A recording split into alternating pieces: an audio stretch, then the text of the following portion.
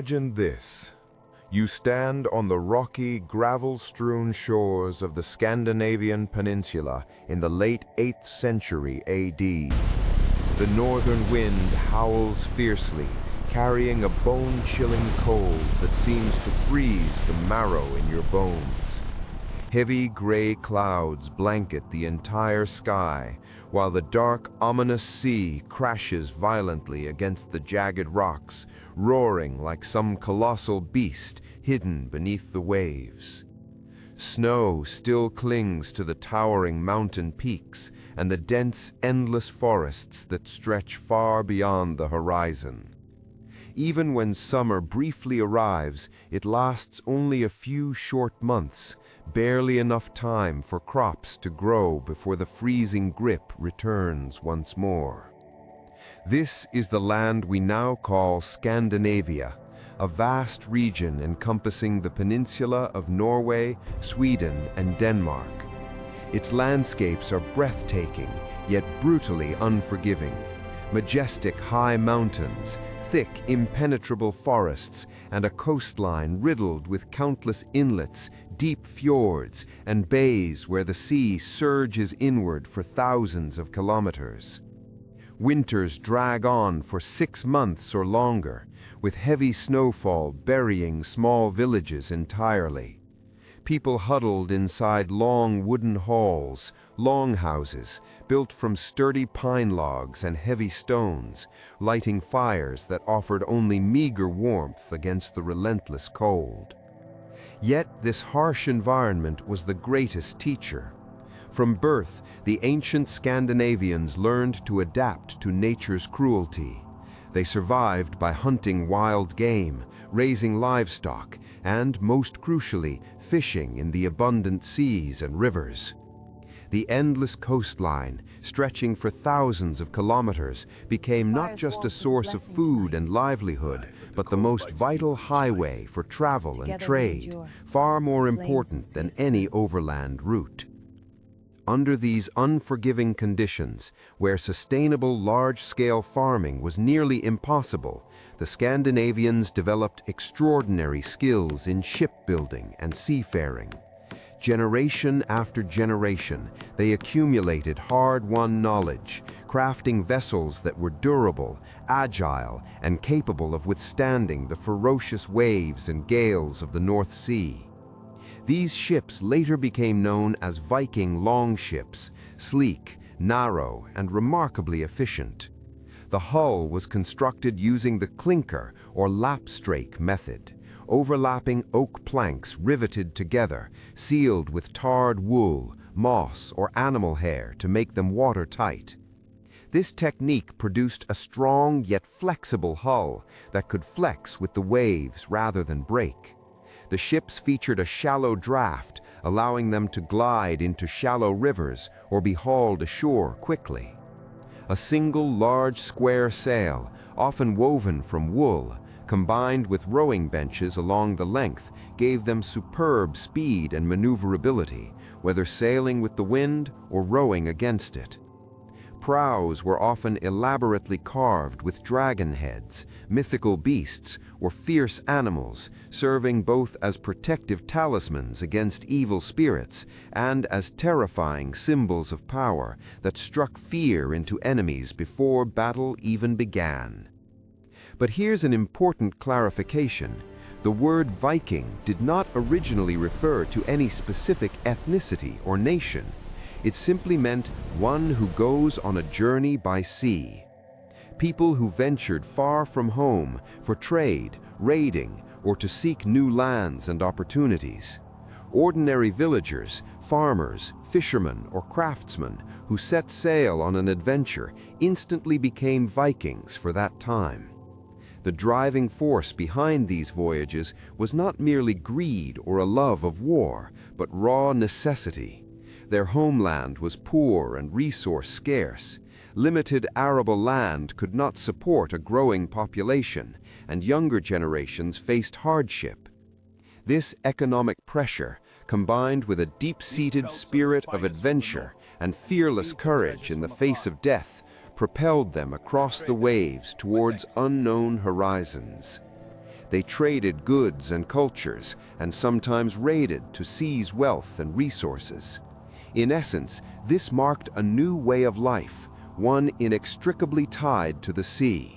It was a powerful fusion of economic survival, the challenges of a hostile natural world, and the blended spirit of warriors and explorers that would eventually forge one of the greatest legends in European history. Let me pause here for a moment. If you were in their place, would you have chosen to stay and struggle against the frozen soil, or risk everything on the unpredictable sea? I believe this reveals something profound about human nature. Hardship often ignites the greatest courage and innovation. The Vikings teach us that when home offers little hope, the horizon becomes the only path forward. Beyond seafaring, the spiritual beliefs of the Vikings formed the unbreakable pillar supporting their entire existence. They honored gods of fertility and harvest, especially Freyr, symbol of thriving life and nature's renewal with each season. Rituals in his name were commonly held at the start of the year, praying for bountiful planting seasons and fertile herds, because even as seafarers, their daily survival still depended heavily on farming and livestock. They also believed deeply in nature spirits, elves, and secret beings that inhabited forests, mountains, rivers, and the sea itself. Every place, they felt, had its guardian spirit, one that could protect or bring misfortune if disrespected. Before any long voyage, they performed sacrifices and offerings to ensure safe passage from storms, giant waves, and hidden dangers. Their views on the afterlife were equally profound. Warriors who died heroically in battle were carried by the Valkyries to Valhalla, Odin's glorious hall, where they would feast endlessly with fellow heroes and prepare for the final battle of Ragnarok alongside the gods. Ordinary people who died without such glory went to Hell, a quieter, darker, and colder realm. Because of this belief, Viking warriors feared death far less than dishonor. Death was seen not as an end, but as the gateway to eternal glory. This mindset made them fight with fearless determination. Another distinctive element was the vulva, female seeresses or shamans who communicated with the spirit world, delivered prophecies, and performed protective rituals for the community. They were held in the highest regard as bridges between the human and divine realms. Their religion did not place gods in some distant heaven. The divine was felt in lightning, sea winds, and the ever-present shadow of death. These beliefs forged hearts that were resolute, resilient, and bold enough to sail into the unknown. After covering origins and beliefs, let's turn to the core of Viking life. They were not merely simple coastal villagers. They were renowned warriors and master mariners whose reputation shook the entire European continent. Their longships were the beating heart of everything, not just transportation, but mobile homes, weapons of war, and emblems of freedom. Viking fleets were not massive imperial armies, but flexible groups of warriors, sailing in small or large squadrons. Leaders earned respect through skill and bravery rather than birthright. Crews lived like close brothers, sharing food and braving storms together. Primary weapons included long swords, battle axes, spears, and sturdy round shields that could also be used offensively. Their combat style was ferocious and lightning fast. Sudden shouts and shield beating created a terrifying din that demoralized foes before contact. Tactics emphasized speed and surprise, ships appearing out of nowhere along coastlines, striking hard, then vanishing back to the sea. Let me ask you directly, if you were a medieval European living on a vulnerable coastline, how would you feel when dragon-prowed ships suddenly emerged from the mist? Pure terror, or perhaps a reluctant admiration for such audacious courage? History shows us that fear and awe often walk hand in hand. Yet the Vikings had a softer, more creative side too. Despite their fierce reputation, their souls held deep sensitivity, intricate artistry, and gentle creativity expressed through everyday objects. Art appeared on weapons, clothing, jewelry, and even ships. Hulls featured exquisite carvings. Jewelry of silver and copper displayed intricate plant motifs and symbolic designs, often incorporating influences from distant lands they visited. Music involved horns made from animal horns and drums, used at feasts, celebrations, and rituals to create an atmosphere of energy and vitality. Skilled storytellers and poets were revered as highly as warriors because their words could make listeners laugh, cry, or burn with passion as if they were living the tales themselves. Clothing reflected both status and taste. Men wore knee-length tunics and fitted trousers of wool and linen. Women wore long dresses with protective aprons, fastened with finely crafted metal brooches. Nothing was purely decorative. Every detail carried meaning tied to faith and hope in greater powers. Summary of Part 1. The Vikings emerged not from nowhere, but from a brutally harsh northern land. Their identity was forged by necessity, unbreakable beliefs, and an adventurous spirit that bound them forever to the sea, creating a legend that still echoes powerfully today. The narrator's thoughts. I truly believe the Viking saga teaches us that humans can shape their own destiny with their own hands. Even in barren, frozen lands, they refused to surrender to nature. Instead, they turned their eyes to the horizon and built a better future for their descendants. That courage and deep faith remain their greatest legacy. Teaser for Part 2.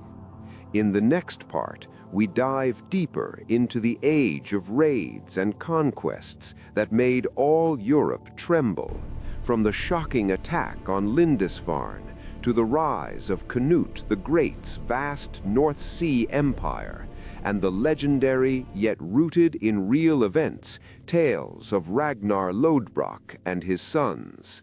Including the infamous Ivar the Boneless.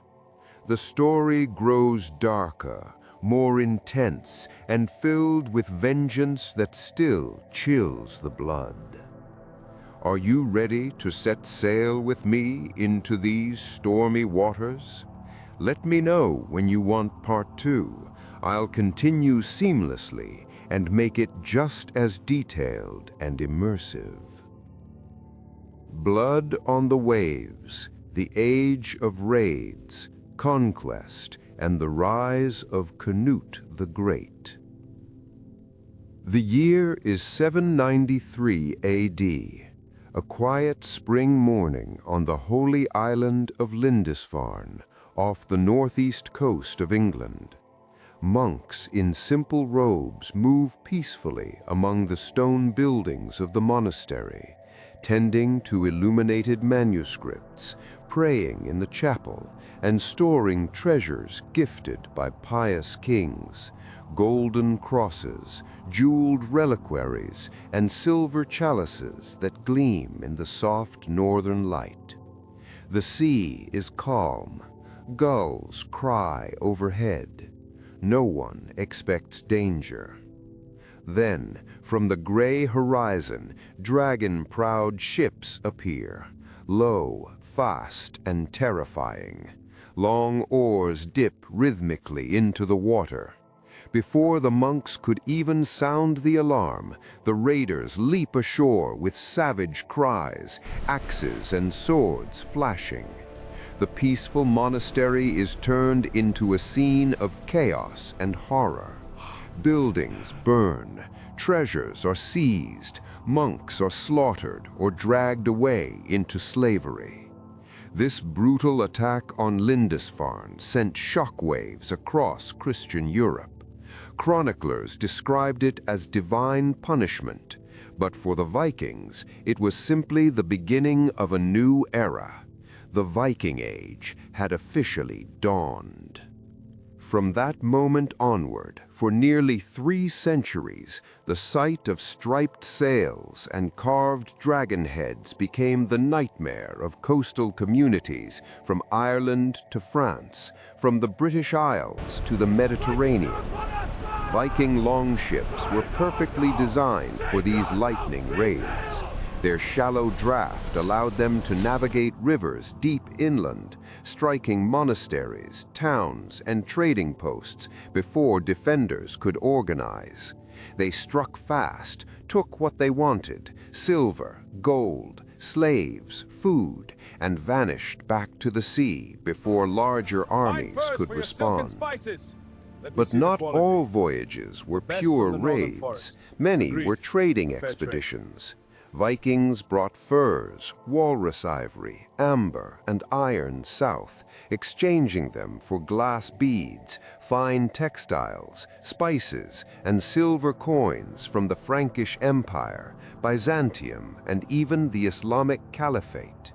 They traveled the rivers of Eastern Europe, the Volga and Dnieper, establishing trading posts that would later become the foundation of Kievan Rus.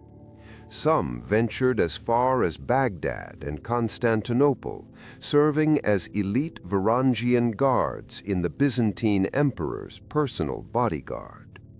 Let's pause and reflect for a moment. What drove these men to risk their lives crossing stormy seas in open boats, facing unknown enemies and unpredictable weather? Was it greed, adventure, or the desperate need to provide for growing families back home? I think it was all of these things combined. The Vikings were not mindless barbarians. They were practical, skilled, and highly adaptable. Many raids happened because local rulers were weak and monasteries were rich but poorly defended.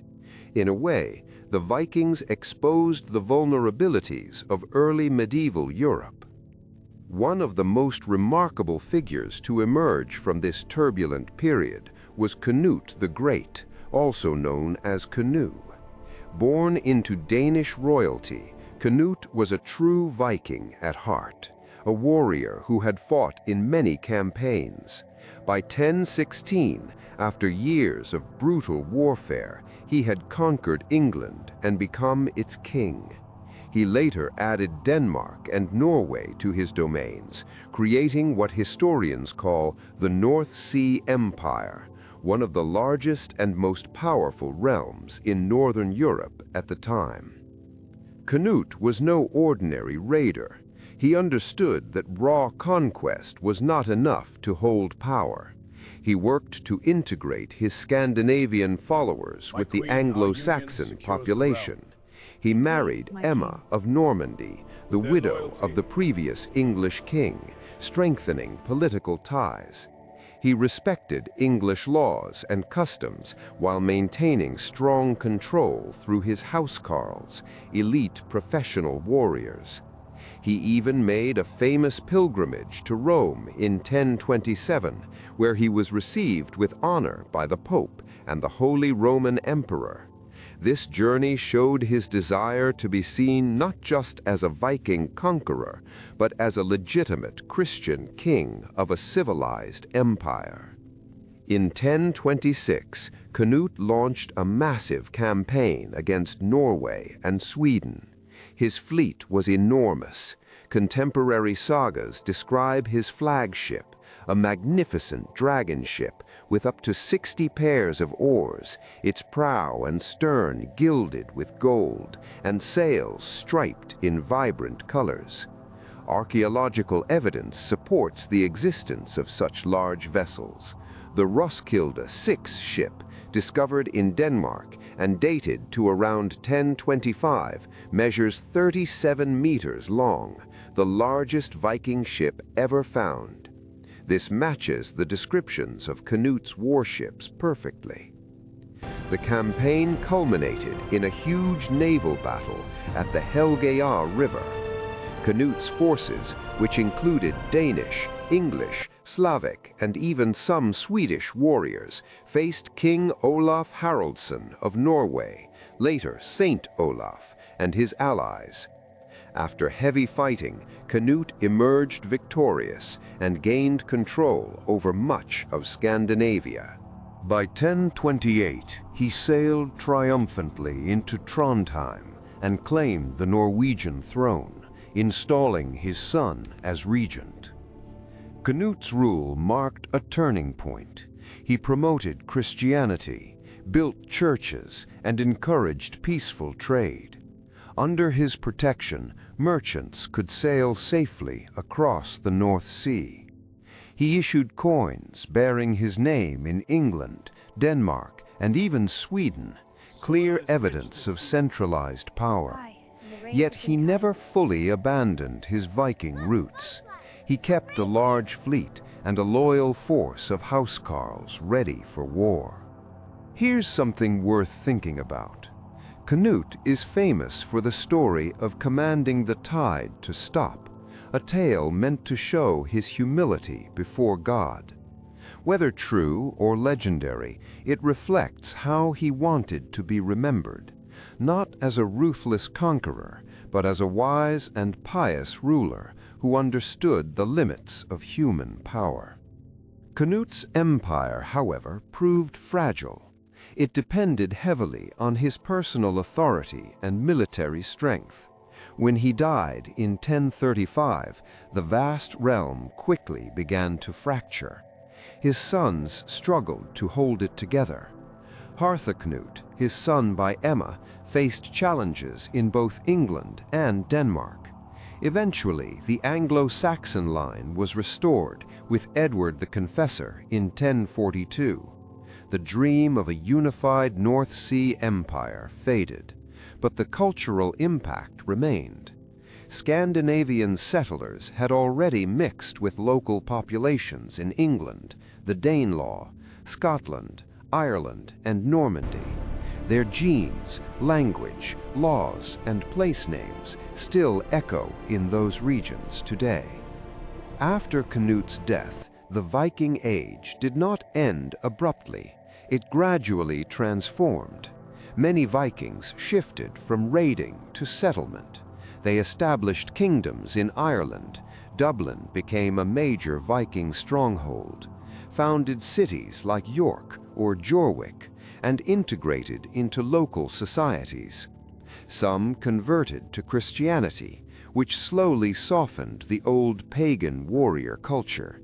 New generations grew up less interested in distant raids and more focused on farming, trade, and local governance. Yet the old spirit did not die completely.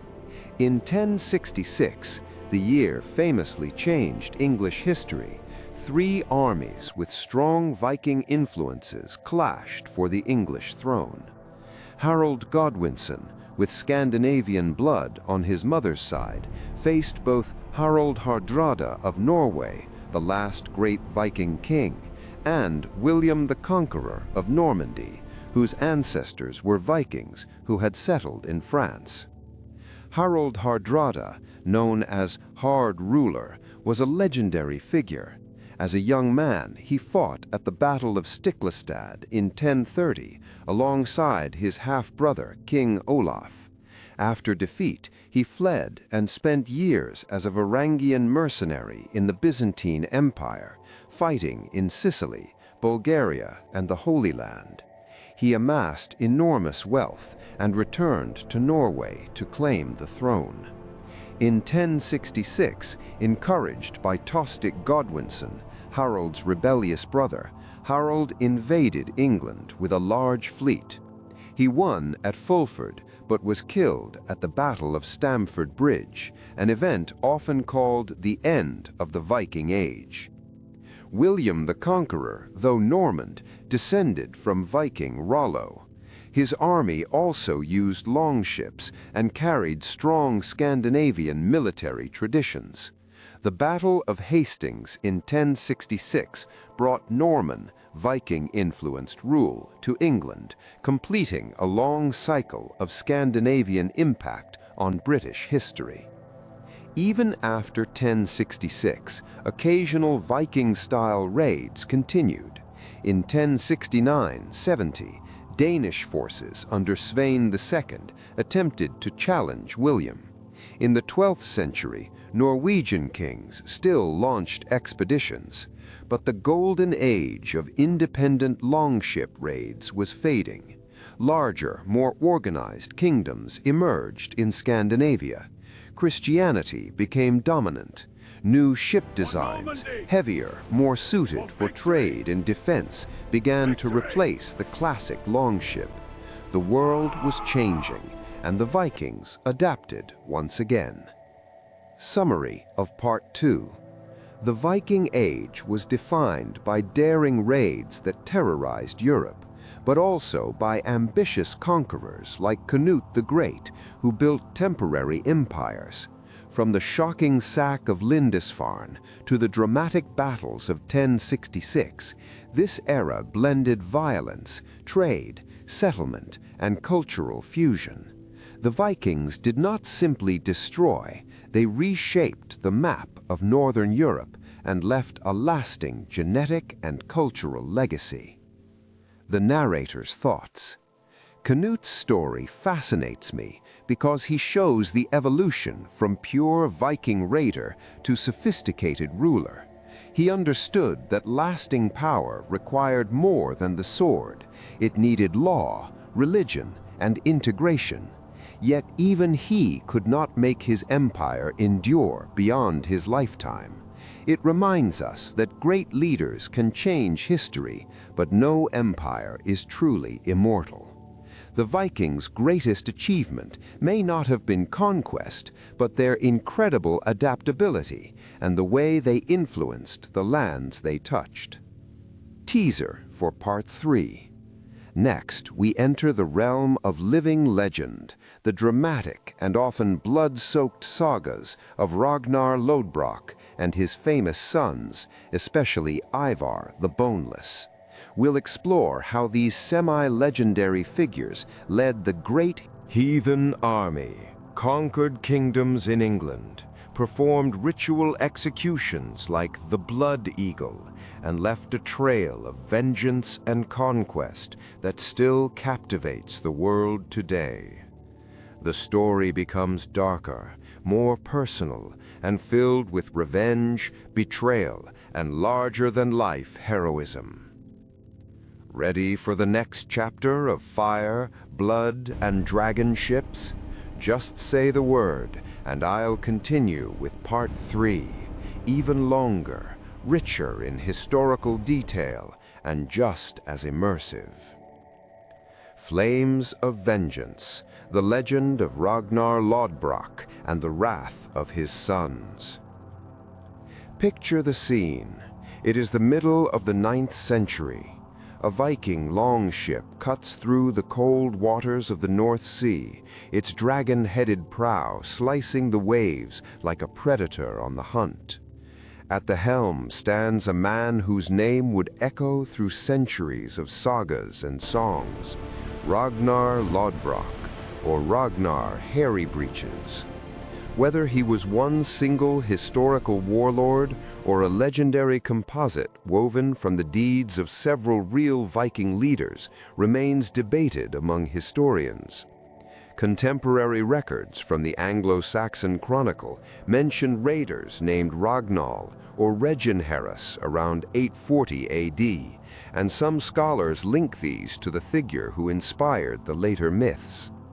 But the grand tales of his life, filled with heroic exploits, multiple marriages, and dramatic death, were written down centuries later in Icelandic sagas and Danish chronicles like the Gesta Danorum. So while Ragnar himself sits on the hazy border between history and legend, his supposed sons are far more firmly grounded in verifiable events. Ragnar's legend paints him as a larger-than-life hero, a Danish or Swedish king, raider of Paris, conqueror of distant lands, and husband to powerful women, including the shield maiden Lagertha and the mystical Aslaug, said to be the daughter of the dragon slayer Sigurd and the Valkyrie Brynhildr. His nickname, Lodbrok, is explained in sagas as coming from the shaggy, tar-coated breeches he wore to protect himself while slaying a giant serpent. In reality, the name may have simpler or even mocking origins, but it stuck and became synonymous with Viking daring. According to the tales, Ragnar met a gruesome end. While raiding in Northumbria, he was captured by King Aelle and thrown into a pit of venomous snakes where he died singing a defiant death song. As he breathed his last, he reportedly uttered the chilling words, "How the little pigs would grunt if they knew how the old boar suffers." Those little pigs were his sons, and they would soon bring fire and blood to England. Ivar the Boneless, the cunning strategist.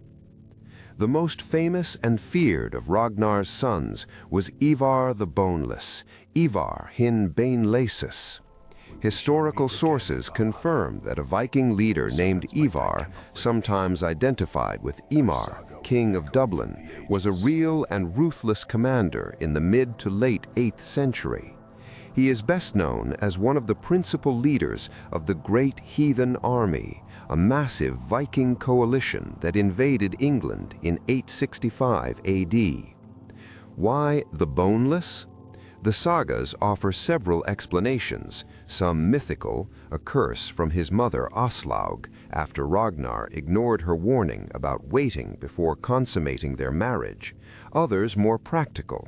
He may have suffered from a severe bone condition like osteogenesis imperfecta, brittle bones, or the nickname could be ironic, referring to a tall, powerful warrior whose limbs were unusually flexible, or even a mocking reference to impotence or cowardice that he disproved through sheer cunning and cruelty.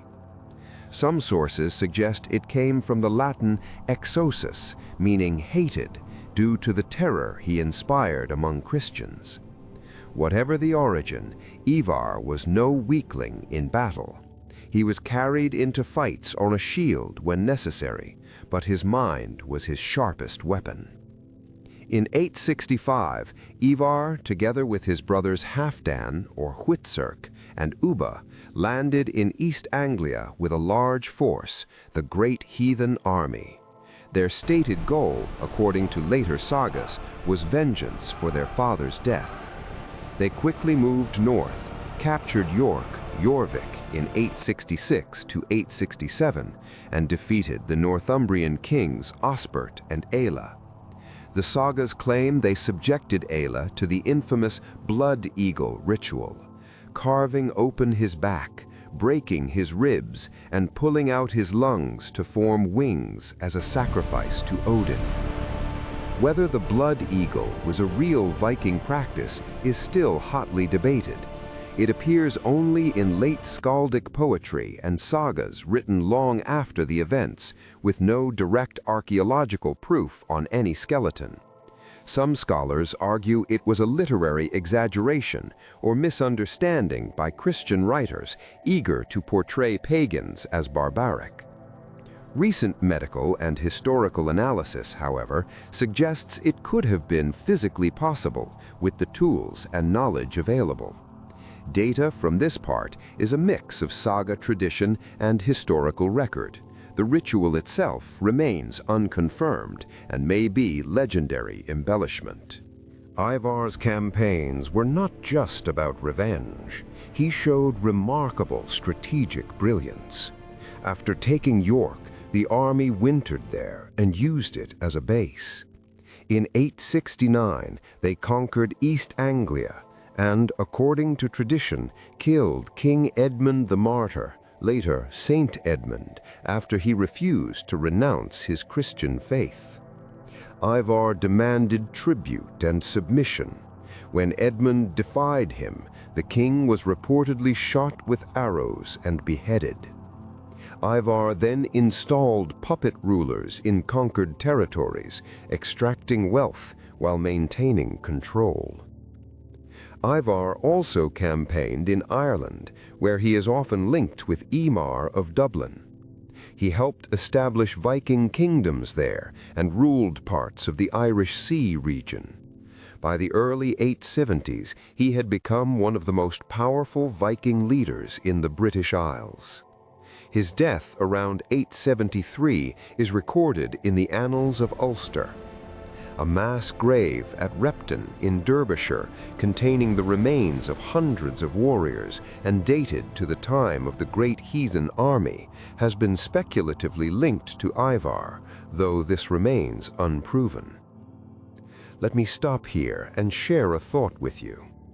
If you were an Anglo-Saxon king facing Ivar, a man who combined cold intelligence with terrifying reputation, would you fight to the death like Edmund, or negotiate and pay tribute like so many others? Ivar's success shows that in the Viking Age, brains often mattered as much as brawn. His ability to unite warriors under a common cause and use both terror and politics made him far more dangerous than a simple raider. The brothers, Halfdan Ragnarsson, Ubba, Sigurd Snake in the Eye, and Bjorn Ironside. While Ivar was the strategic mind, his brothers brought raw power and further conquests. Halfdan Ragnarsson, sometimes called Hvitserk, led campaigns deeper into England after the army split around 873. He fought numerous battles against the West Saxons under Alfred the Great, then still a prince, wintered in London, and eventually became king of Northumbria, establishing the Viking kingdom centered on York. He died around 877, possibly in Ireland, trying to reclaim Dublin. Ubba, or Ubbe, is remembered for his role in the invasion and his dramatic death. In 878, he led a force into Devon, but was defeated and killed at the Battle of Sinwit, or Countisbury. The Anglo-Saxons captured his famous raven banner, said to be magical, woven by his sisters and fluttering as if alive when victory was near. His death weakened the remaining Viking forces in Wessex and gave Alfred breathing room to regroup. Sigurd Snake in the Eye earned his name from a distinctive marking in his eye resembling a snake. He is said to have ruled parts of Denmark and Zealand, and some traditions link him as an ancestor to later Danish kings. Bjorn Ironside, Bjorn Jarnsida, is credited with great raids into the Mediterranean, sailing through the Straits of Gibraltar, attacking cities in Spain, France, and possibly Italy. He supposedly founded a dynasty in Sweden, the House of Munsa, and was buried in a great mound. His campaigns expanded Viking horizons far beyond the North Sea. The sons of Ragnar, whether biological brothers or convenient saga grouping of contemporary Viking leaders, collectively transformed England. The great heathen army conquered or subdued Northumbria, East Anglia, and much of Mercia, creating the Danelaw, a region under Scandinavian law and custom that would influence English culture, language, and law for centuries. Place names ending in B, Thorpe, and Toft across northern and eastern England still bear witness to Viking settlement. After years of campaigning, the army fragmented. Some returned to Scandinavia, rich with plunder. Others settled permanently, intermarrying with locals and blending cultures.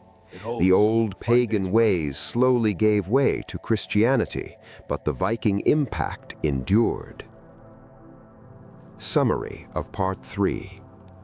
Ragnar Lodbrok stands as a semi-legendary hero whose story likely draws from real 9th century raiders. His sons, particularly the historically attested Ivar the Boneless, Halfdan, and Ubba, led the great heathen army in a campaign of vengeance and conquest that shattered Anglo-Saxon kingdoms and laid the foundation for Viking rule in England. Their actions mixed brutality with clever strategy, leaving a permanent mark on British history. The narrator's thoughts. What strikes me most is how the sagas turned real warriors into mythic figures. Ivar's boneless nickname and the Blood Eagle story add dramatic flair, but the core events, the invasion of 865, the fall of York, the battles against Alfred, are rooted in contemporary chronicles like the Anglo-Saxon Chronicle. These men were not cartoonish villains, they were ambitious leaders who exploited political divisions in England and built new power structures. Their legacy reminds us that history is often written by the survivors. The Christian chroniclers portrayed them as heathens, while Norse sagas celebrated them as heroes. The truth, as always, lies somewhere in between. Deep royal voice, authoritative and dignified, slow and ceremonial pacing, strong and confident delivery, echoing in a throne room, majestic and inspiring, cinematic, epic atmosphere. Teaser for Part 4. In the next part, we'll explore the twilight of the Viking Age, the final raids, the Christianization of Scandinavia, the Battle of Hastings in 1066, where Viking influences still played a major role, and the long cultural legacy that survives in modern language, law, genetics, and even popular imagination. We'll see how the sea warriors eventually traded their longships for kingdoms, and how their blood still flows in the veins of millions today. Twilight of the Dragon Ships, the end of the Viking Age, and an enduring legacy. The year is 1066, a single year that would forever change the course of English and European history. 3 powerful claimants fought for the throne of England, and all 3 carried the blood or the shadow of the Vikings. First came Harald Hardrada, the Norwegian king known as the Hard Ruler, a veteran of the Varangian Guard in Constantinople, a survivor of countless battles, and a man who had amassed legendary wealth through raiding and service abroad. In September 1066, encouraged by the exiled English noble Tostig Godwinson, brother of the newly crowned king Harold Godwinson, Harald sailed up the Humber with a massive fleet. His forces defeated the northern English earls at the Battle of Fulford, but just days later, at Stamford Bridge near York, they met the rapid march of King Harold Godwinson's army. The battle was fierce. Harald Hardrada, the last great Viking king, fell with an arrow to the throat. His army was shattered. Historians traditionally mark this moment, 25 September 1066, as the symbolic end of the Viking Age in England. The era of large-scale, independent pagan raids and conquests by Scandinavian warlords was fading fast. Only 19 days later, on 14 October 1066, another army landed on the south coast. William, Duke of Normandy, himself a direct descendant of the Viking chieftain Rollo, who had settled in what became Normandy, defeated the exhausted English forces at the Battle of Hastings. Harold Godwinson, who had just rushed south after Stamford Bridge, was killed, legend says, by an arrow to the eye. William the Conqueror became King of England, and the Norman conquest began. Although William's army used longships and carried strong Scandinavian military traditions, the Normans were Northmen who had adopted French language and culture. This was no longer a classic Viking raid. It was the beginning of a new feudal order. The Viking Age did not vanish overnight. In Ireland, Viking influence in Dublin lingered until the arrival of the Anglo-Normans in 1171. In Scotland, Norwegian power in the Western Isles and Orkney persisted until the Battle of Largs in 1263, when King Haakon IV of Norway was defeated by Scottish forces under Alexander III. The islands of Orkney and Shetland remained under Norwegian, later Danish-Norwegian control until the 15th century. Small-scale raids and expeditions continued into the 12th century, but the great independent longship fleets that once terrorized Europe were gradually replaced by more organized royal navies and heavier merchant vessels suited for trade and defense. Meanwhile, profound changes were happening back in Scandinavia. All of the Scandinavian kingdoms, Denmark, Norway, and Sweden, had officially converted to Christianity by the 11th, 12th centuries. Kings like Olaf Tryggvason and Olaf Haraldsson, Saint Olaf, and later kings in Denmark and Sweden actively promoted the new faith, built churches, and centralized power. The old pagan temples were torn down or converted. The warrior culture that once celebrated death in battle for Valhalla slowly transformed. Viking longships evolved into different designs. The classic narrow, fast raiding vessels gave way to broader, deeper-hulled ships better suited for trade and carrying cargo, sometimes called knar for cargo ships or later cog-style vessels. The age of the independent raider was replaced by the age of kings, law codes, and Christian Europe. Yet the spirit of the Vikings did not die. It simply changed form. The enduring legacy, how the Vikings still live among us. Even today, more than 1,000 years later, the Vikings' impact is visible everywhere. In language, Old Norse left a deep mark on English. Over 1,000 words in modern English come from Old Norse, including everyday words like sky, egg, window, take, want, ugly, law, husband, fellow, and die. Grammatical features and place names ending in B, Thorpe, Toft, and Gate dot northern and eastern England, from Whitby and Grimsby to York or Jorvik. The Danelaw region still carries the imprint of Scandinavian settlement. In genetics and population, modern DNA studies show significant Scandinavian ancestry in parts of Britain, Ireland, Iceland, and even further afield. Iceland's population is a mix of Scandinavian and Gaelic, Irish, Scottish ancestry. In northern England, Scotland, and the islands, Viking settler DNA is clearly detectable. The Vikings were not a pure race. Their armies and settlements were diverse, including warriors from different Scandinavian regions, local recruits, and even slaves from many lands. In law and society, the concept of law itself entered English from Old Norse. The thing, assembly system of democratic decision-making influenced early governance. Many place names, legal customs, and even elements of maritime law trace back to Viking traditions.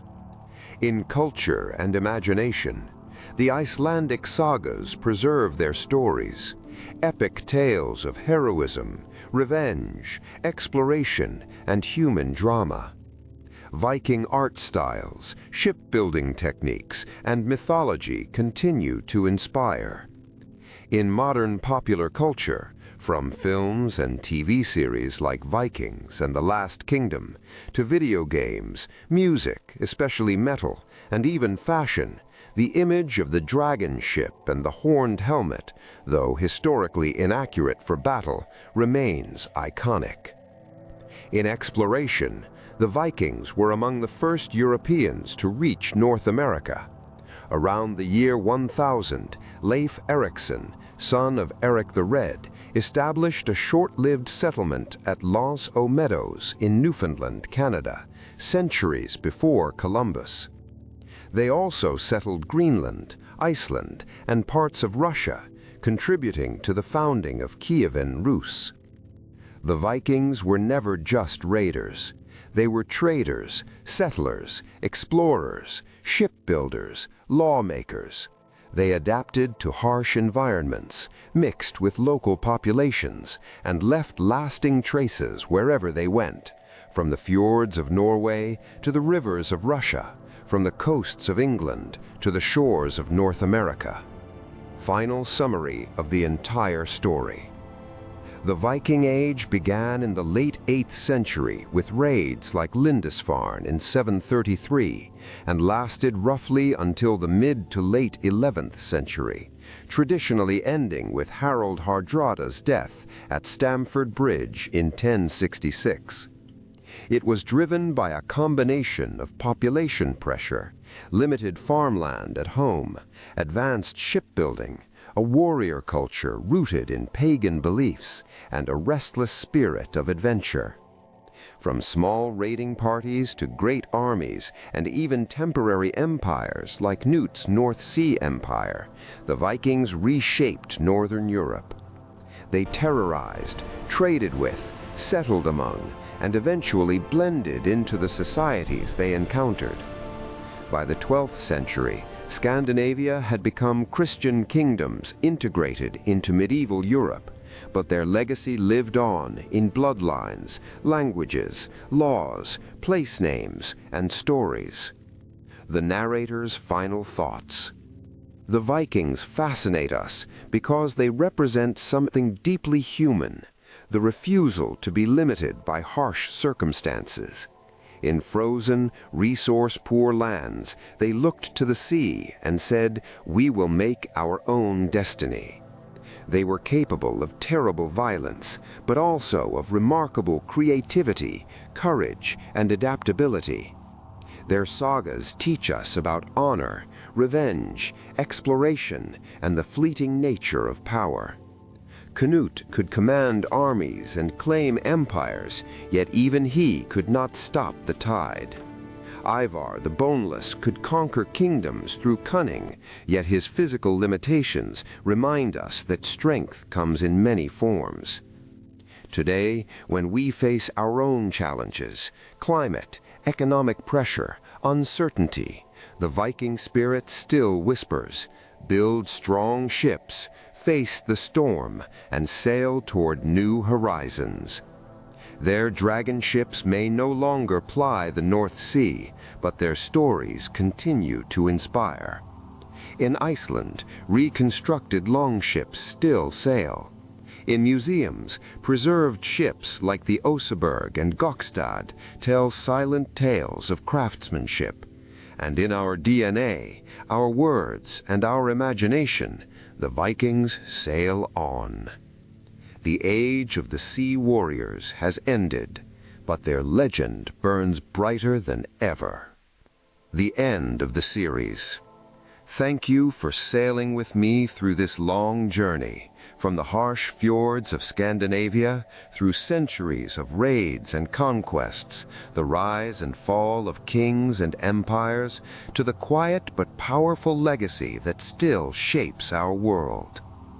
Epilogue. Echoes across the ages, the eternal voyage of the Viking spirit. The dragon ships have long since been drawn up onto the shores for the final time. Their once fearsome prows, carved with snarling beasts and coiling serpents, now rest silently in museum halls or beneath layers of Scandinavian soil, preserved by the cold, dark mud that has guarded them for 1,000 years. The thunder of oars cutting through the North Sea has faded into memory. The war cries that once froze the blood of monks and kings have been replaced by the quiet turning of pages in ancient sagas and the soft hum of modern voices retelling their stories. But if you listen carefully, on a stormy night along the rugged coast of Norway, or when the wind howls through the narrow streets of York, or when the waves crash against the black rocks of Iceland, you can still hear the faint echo of those longships riding the swell. The Vikings never truly left us. They simply changed. Form slipping into our blood, our language, our laws, our dreams, and the very way we imagine what it means to be human in a harsh and uncertain world. Let us step back one final time and look across the vast sweep of time. The Viking Age, which flared into existence with the raid on Lindsfarne in 793, and reached its dramatic crescendo at Stamford Bridge and Hastings in 1066, was never merely a period of violence and plunder. It was a profound moment of transformation for Scandinavia, for Europe, and ultimately for the wider world. What began as desperate voyages born of overpopulation, poor soil, and a restless seafaring culture evolved into something far greater: the creation of new societies, the forging of trade networks that stretched from the Arctic to the Mediterranean and even to the distant shores of North America, and the planting of cultural seeds that would blossom centuries later in ways the raiders themselves could never have imagined. Consider the sheer scale of their achievement. In less than 3 centuries, small bands of warriors and traders from the fjords and forests of Denmark, Norway, and Sweden had left their mark on nearly every corner of the known world. They founded Dublin as a major trading hub that would shape Irish history. They turned York into Jorvik, a bustling Scandinavian city whose archaeological remains still reveal the everyday life of craftsmen, merchants, and families who lived there in the 10th century. They settled the wind-swept islands of Orkney, Shetland, and the Faroes, creating vibrant Norse communities that spoke Old Norse for generations. They colonized Iceland, a land of fire and ice, where their descendants would later write down the sagas that preserved their stories for eternity. They pushed even further west to Greenland and, in one of the most remarkable feats of exploration in human history, Leif Erikson and his crew reached the shores of North America around the year 1000, establishing a short-lived settlement at Las Meadows in what is now Newfoundland. Long before Columbus, the Vikings had already touched the New World. Their impact was not only geographical, but deeply personal and cultural.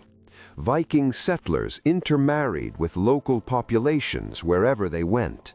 In England, the Danelaw region became a zone of legal and cultural hybridity, where Norse customs blended with Anglo-Saxon traditions. DNA studies conducted in recent decades have revealed significant Scandinavian genetic ancestry across large parts of Britain, Ireland, and the North Atlantic islands.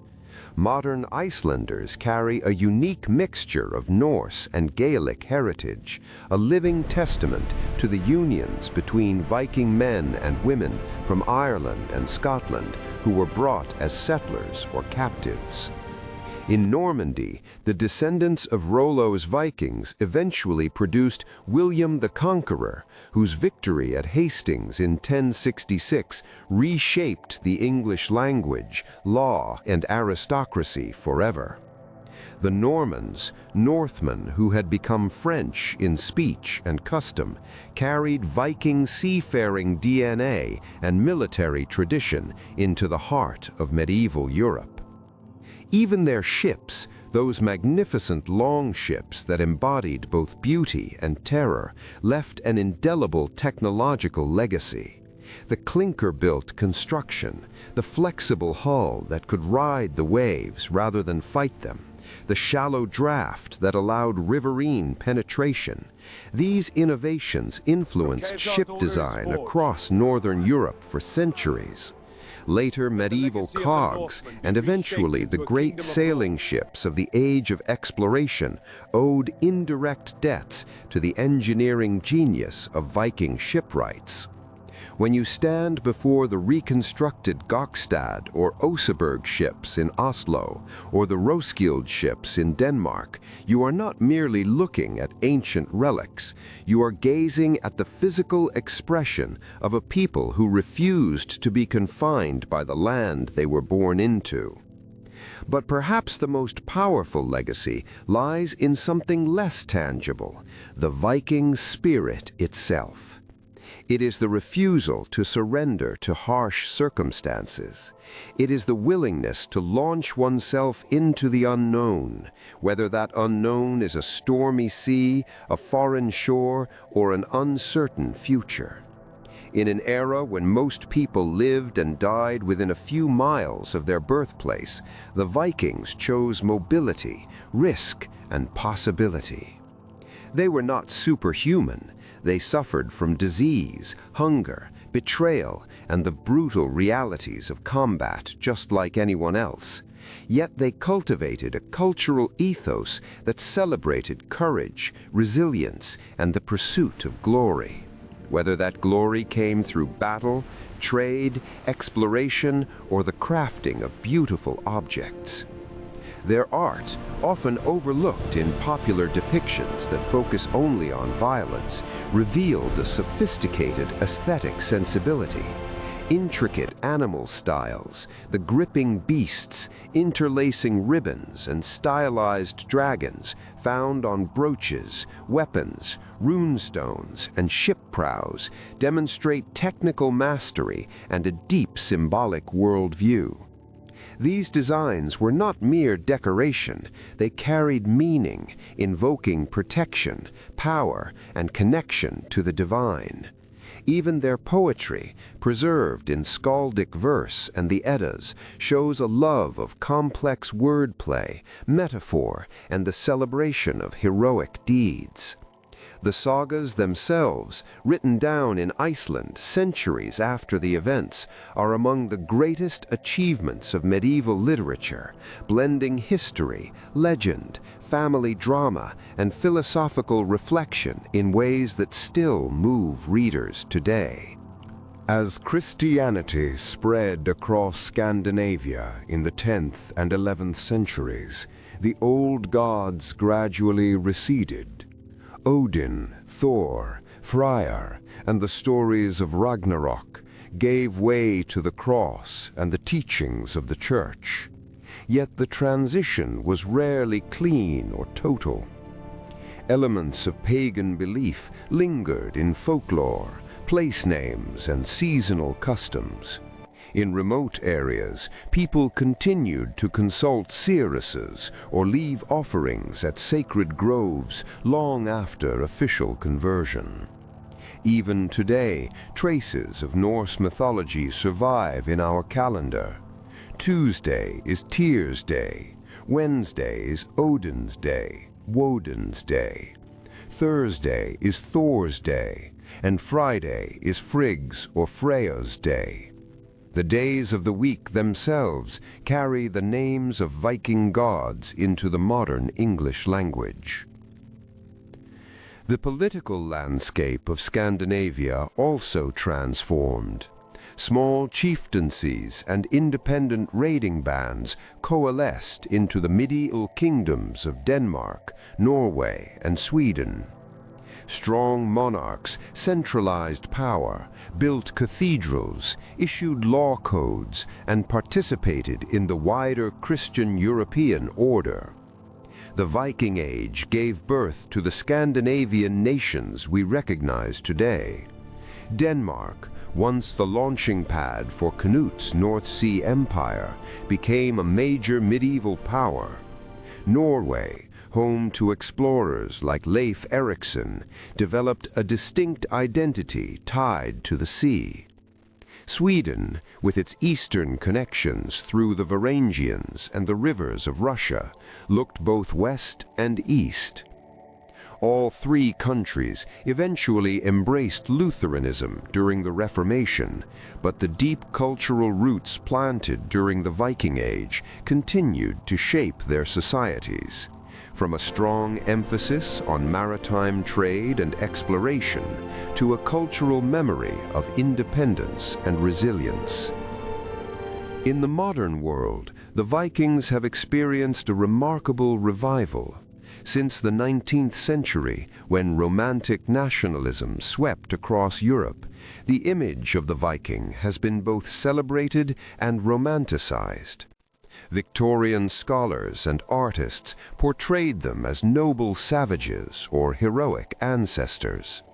In the 20th century, they appeared in everything from Wagnerian opera to Hollywood films.